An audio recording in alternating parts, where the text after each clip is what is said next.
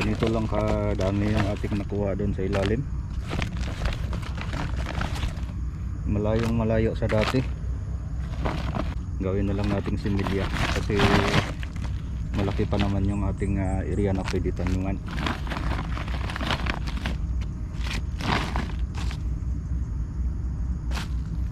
Yan, maraming maliliit reject.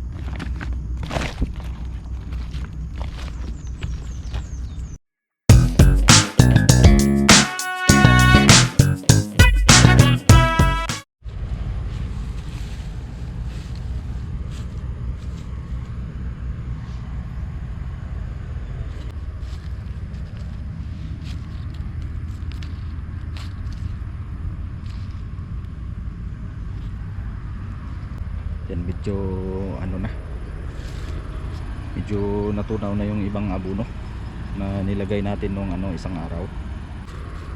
Dito tunaw din, oh. Natunaw na yung ibang mga nilagay natin na pampataba at saka yung pampabunga. Kagabi mga sir, umulan pala pero hindi siya masyadong malakas. Katamtamang ulan lang at saka mabilis lang din na nawala. Siguro mga 10 minutes lang yun pero nakakabasa talaga ng lupa.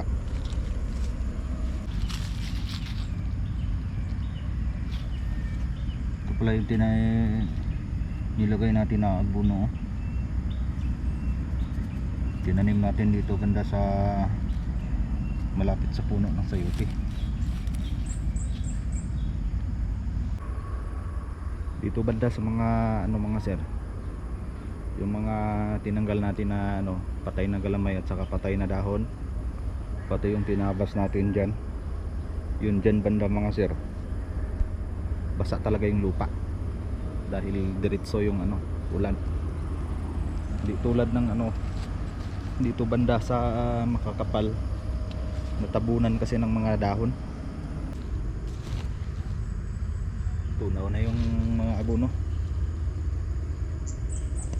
Yung pala sir, kahapon tayo nag-harvest tayo ng gabing kalabaw kahapon. Yung pinakita ko doon sa bahay na. Doon na sila sa sako, mamaya hugasan na yun mga sir para bukas ibenta na. Bukas daw kukunin.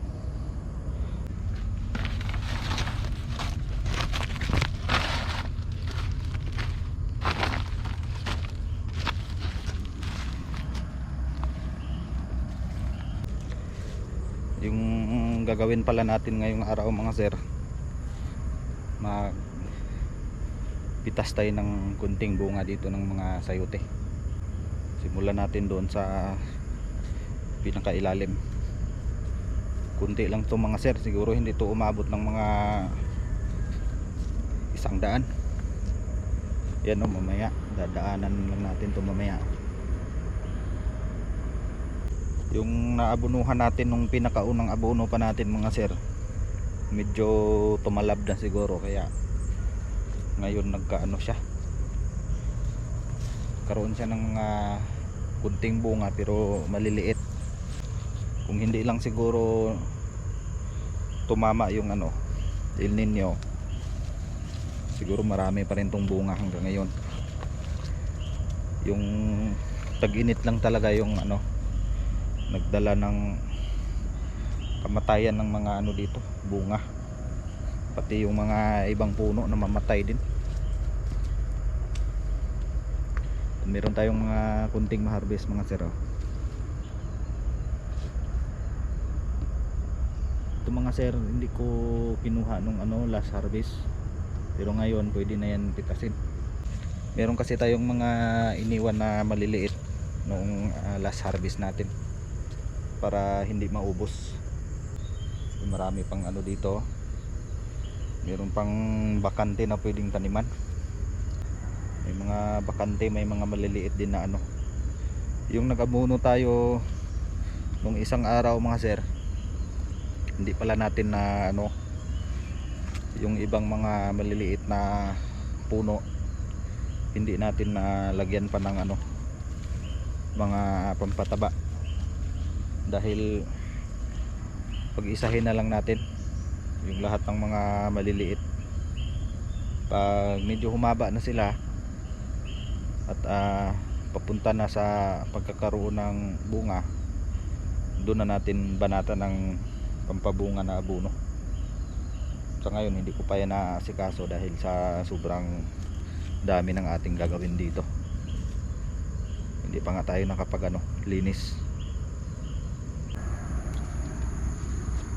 Wala na to, sagal. Pero dalhin na lang natin to para doon natin ilagay doon sa hideout natin. At ito matanda na. Yan tayo nito mga sir, makabawi tayo kapag namunga na yung mga bagong linis natin na sayote.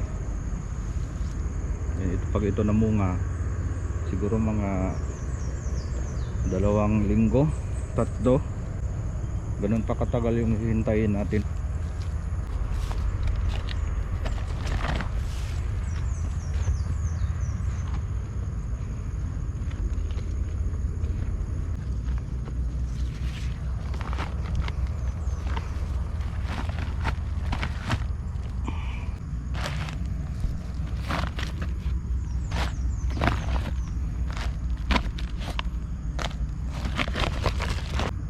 Malayo sa dati. Yung mga ganito pala mga sir, pwede natin itanim gaya dyan yan. Kapag hindi naman yan natin maitanim, halimbawa kapag nabubulok yung magiging lupa yan, pwede natin yan gawing abono. Buto may nakita pa akong pinakamalaki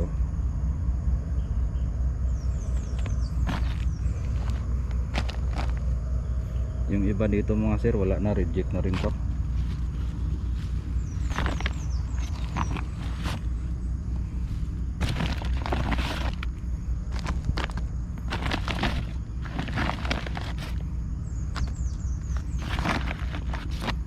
Gaya nito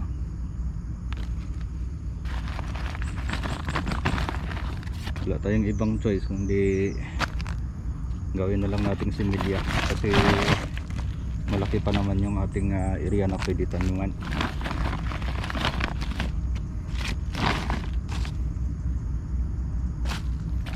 Yan, maraming maliliit reject.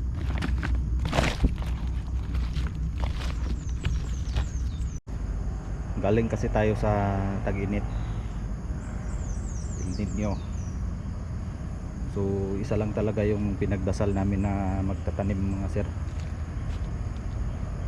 Sana tuloy-tuloy lang yung katamtaman na ulan. Kahit kasi pa kunti-kunti lang yung ulan, malaking tulong na din yan sa amin. Lalo na dito sa area na to, walang tubig. At alam naman natin na kapag walang tubig, patay talaga yung sayote. Kapag naman mga sir, palagi namang umuulan, sigurado makakabawi na tayo. Dito marami ditong bunga dati, may mga puno tayo na nilinis. Kapag siguro umakyat na yung iba dyan sa mga balag natin mga sir, makabawi na tayo. Lalo na dito sobrang kapal. Punta na lang tayo dito sa pinakataas.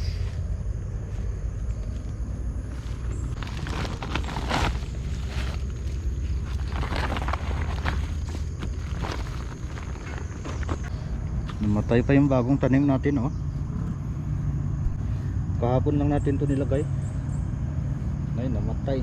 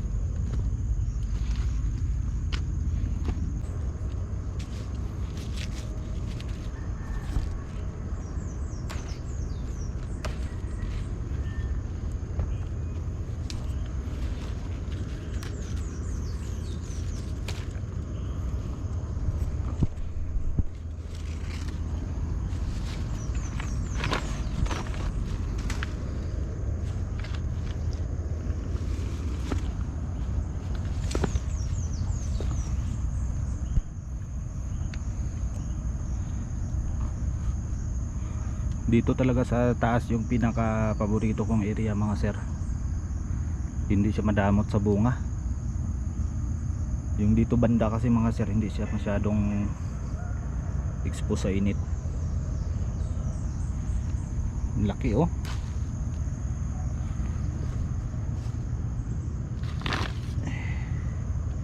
So yun, natapos na natin lahat yung ano natin mga sir, yung pagpitas. Pati dun sa ilalim naka ano pa tayo, nakakuha pa tayo ng kunti dyan. Pero yung dito sa taas mga sir, hindi ko na sinama kasi maliliit pa yung mga bunga dyan banda oh. Dun sa kung saan tayo naglinis nung nakaraan. Tsaka meron pang ano, umakyat dun sa mga punong kahoy ba. Hindi na lang natin yung kukunin kasi ano pa, bata pa. Masayang kasi yung ano, imbis na tutubo pa, pag kukunin natin sayang. And ito na pala yung ano natin mga sir oh. Ito na pala yung kabuuan na harvest natin sa malawak na ano na to, sa UT Farm. So, di bali na mga sir, baka sa susunod makaano pa tayo. Hindi lang ganito yung karami yung ma-harvest natin, siguro mas dadami pa kasi simula ng mag-ano ba, kumulimlip. So mga sir, yung gagawin namin dito, hahakutin na lang namin to, diretso na lang sa bahay, dalhin ko na lang sa bahay mga sir, kasi yung gabi natin nandun dun sa ano, nandun sa bahay, para sabay na lang kukunin. So yun mga sir, maraming salamat sa panonood dito sa ating YouTube channel, at maraming salamat sa bagong taga-suporta no. Sana patuloy nyo pa rin akong ano mga sir, suportahan dito sa ating maliit na YouTube channel bilang ano, magsasaka. So ito mga sir, maraming salamat ulit.